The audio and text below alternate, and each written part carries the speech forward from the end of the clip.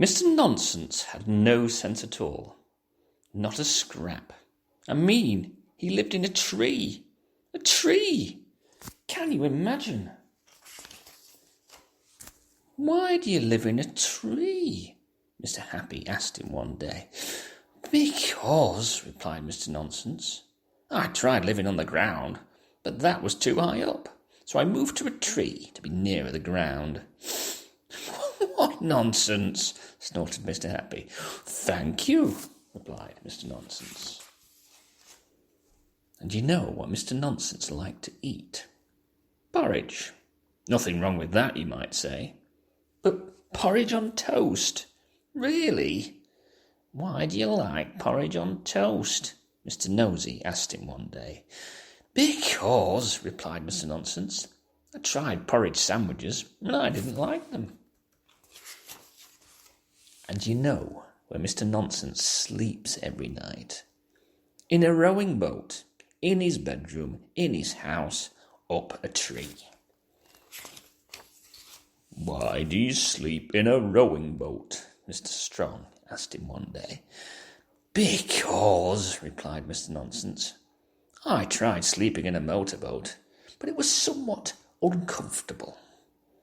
Mr. Nonsense lives, as you might very well expect, in a country called Nonsense Land. Now, I know somebody else who lives in Nonsense Land. Do you? That's right, Mr. Silly. Mr. Silly and Mr. Nonsense were close friends and saw a lot of each other. Mr. Nonsense was often round at Mr. Silly's house playing jigsaw puzzles. They used to throw the pieces at each other. How silly. And Mr. Silly was often round at Mr. Nonsense's house playing cards. They used to tear them up to see who could get the most pieces out of one card. What nonsense. However, this story is about the time it snowed in Nonsense Land. It didn't very often snow, but one winter it did. Now, tell me, what colour is snow?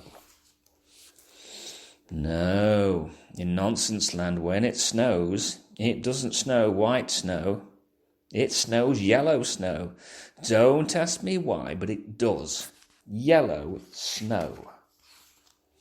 And when Mr. Silly woke up one morning, the whole of Nonsense Land was covered.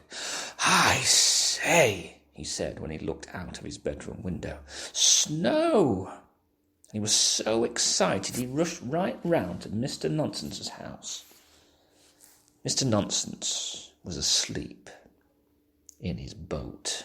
"Wake up!" cried Mr. Silly. "Wake up and come and look out of the window." "Oh, whatever on earth is it?" grumbled Mr. Nonsense, rubbing the sleep out of his eyes as he got up and went across to his bedroom window. "I say," he said, looking out, "custard!" "That isn't custard, you silly banana," cried Mr. Silly. "That's snow." He rushed downstairs. "Come on," he called. And that day Mr. Silly and Mr. Nonsense had one of the very best days of their lives.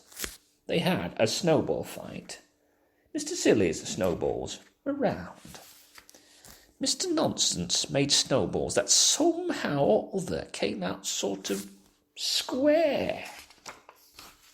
They built a snowman, a very silly, nonsensical sort of a snowman. "Come on," said Mr. Nonsense that afternoon, "let's go tobogganing." "But we don't have a toboggan," said Mr. Silly. "Oh, no, we don't," agreed Mr. Nonsense. Mr. Silly thought. "Oh, yes, we do," he cried.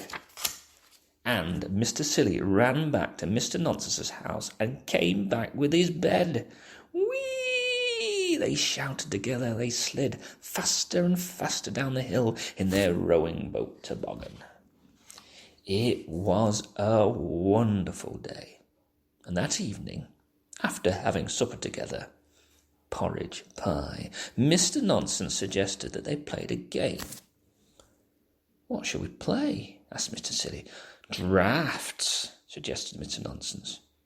But I've forgotten how to play draughts, said Mr. C. Oh, it's easy, replied Mr. Nonsense. And he went round and opened all the doors and windows. There we are, he said. Draughts. What nonsense.